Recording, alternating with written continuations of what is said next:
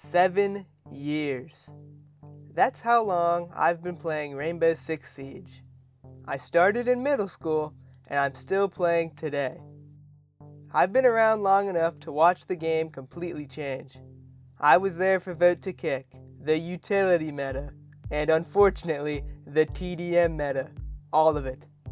And over that time, I've watched Siege's updates slowly wither away. Every year, they contain less and less. This is how Siege's updates slowly devolved.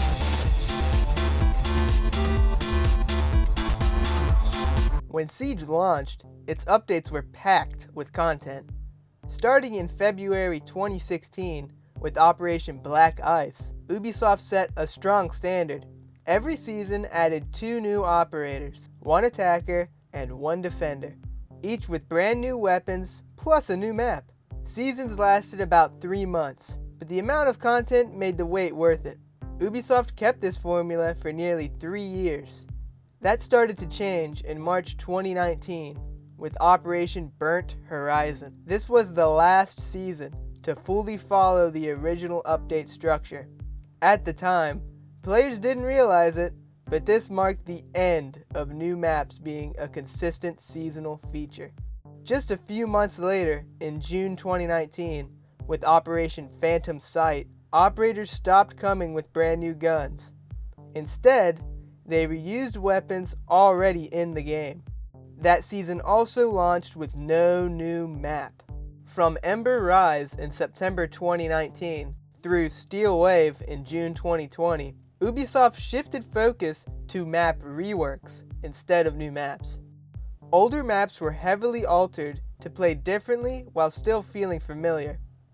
Some of these reworks were great. The Oregon rework in early 2020 turned it into one of the best maps in the game. Others weren't very good. The House rework completely gutted what made the map fun. This was especially confusing since House wasn't even in ranked. Bring back OG House, Ubisoft. Even though updates were getting smaller, Siege was still in a good place. Many of these reworks improved balance and competitive play. This was actually when I was most into the game. My friends and I would be at school planning custom games for later that night. I even bought the year pass so I could unlock new operators immediately. But then came the update that permanently changed Siege's direction.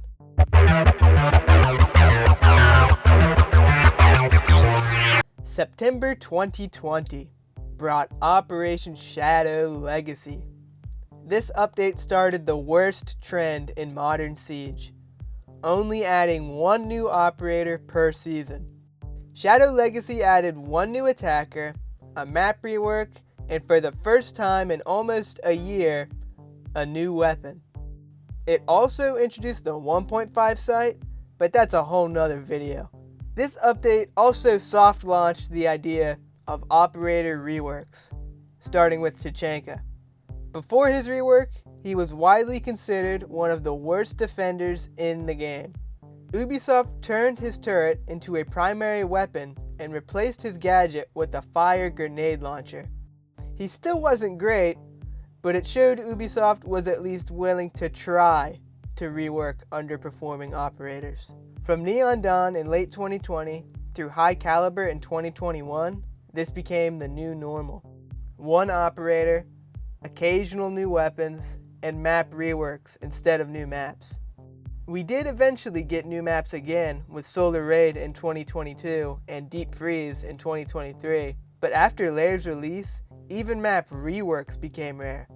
Between March 2024 and September 2025, multiple seasons launched with no new map and no map rework at all, making each season feel almost identical to the last.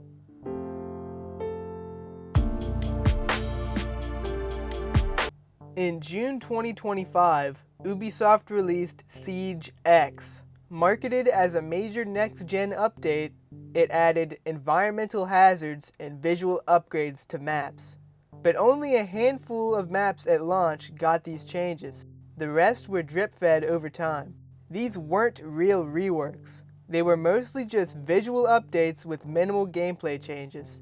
Essentially, Ubisoft started drip-feeding content that was already in the game. Operator reworks have now become the standard replacement for new content. Instead of getting a new operator every season, we get a new operator one season and a rework the next.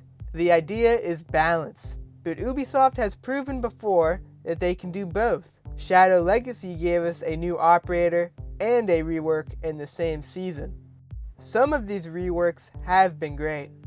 Blackbeard and Clash were turned from weak or useless operators into genuinely viable picks. Others felt pointless.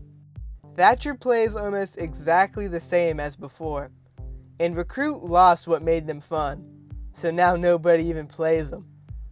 Looking at the full timeline, the pattern is clear. Siege updates didn't suddenly get worse, they slowly lost something every few seasons. Fewer operators, fewer weapons, no new maps. Ubisoft justified this by saying resources were being shifted toward long-term features and quality of life systems. And that brings us to the next question. What did we actually get instead?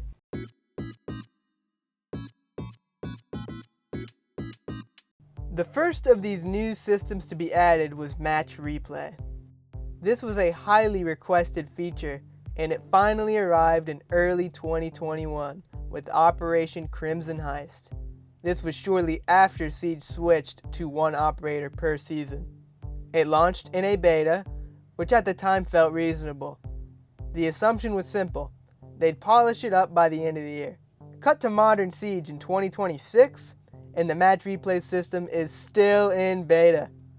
How is that even possible? It's been almost 5 years, and the system is honestly not great. The controls are clunky, replays bug out, and basic things like changing camera angles aren't intuitive at all. This is a feature that was supposed to justify cutting back on content, and yet it still feels unfinished, with no clear plans to ever take it out of beta from what I could find. And that's not the only system stuck in development limbo. The Reputation system was introduced in 2022, also in beta. Its goal was to reduce toxicity by tracking negative behavior like team killing, griefing, and abandoning matches. On paper, it sounded great. In practice, it did almost nothing. For a long time, having a negative reputation didn't really matter. Ubisoft deliberately delayed real punishments so players could learn the system. The system sat in a half-baked state for years, with Ubisoft frequently disabling or reworking parts of it because they weren't functioning correctly. Only recently has it started to actually do what it was supposed to do from the beginning. Today, the Reputation system can trigger real penalties: reverse friendly fire, microphone bans, being locked out of ranked, and reduced XP gains. And honestly, that's fine. The system works now, but it took years to get here. The final example I'll talk about is Ranked 2.0, easily the most hated feature in Siege. Before the update, Ranked worked like any standard competitive mode. You played 10 placement matches to earn your rank, then worked your way up. Then, in December 2022, everything changed. Rank 2.0 scrapped placement matches entirely. Now everyone starts at the bottom at Copper 5 and grinds their way up. The problem? Your displayed rank no longer matches your actual skill. Behind the scenes, you have a hidden rank that determines how much RP you earn per win. The idea is you start out gaining a lot of RP, then it tapers off until your displayed rank finally catches up with your hidden rank. But in practice, it's a mess. It requires players to play an insane number of games just to hit their true rank. Matchmaking is inconsistent too. You win a game, lose a game, repeat. High-ranked players frequently stomp lower-ranked ones early in the season, creating frustrating and unbalanced matches. What's the point of a ranked system if the ranks aren't your actual rank? What was once a fun competitive system is now a grind-heavy, sometimes punishing cycle that leaves players feeling like progress is slow, unfair, and out of their control. Looking at all these changes, it's clear the updates have only gotten smaller over time. Honestly, I'm not even sure I still like Siege anymore. At this point, it's just the default game me and my friends play. And I don't know how much longer it has left. With Ubisoft canceling multiple games, delaying others, and shutting down studios, I seriously doubt Siege will make it to year 15. So what's next? What more can they take away from the updates? Will they stop adding new operators altogether? After years of shrinking updates, Siege feels like a game slowly running out of time. I just remembered this.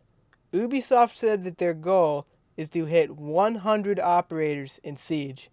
There's already 76, and if they're only adding 2 new ops a year, it's going to take another 12 years before we hit 100 ops. Yeah, bro, that's never happening.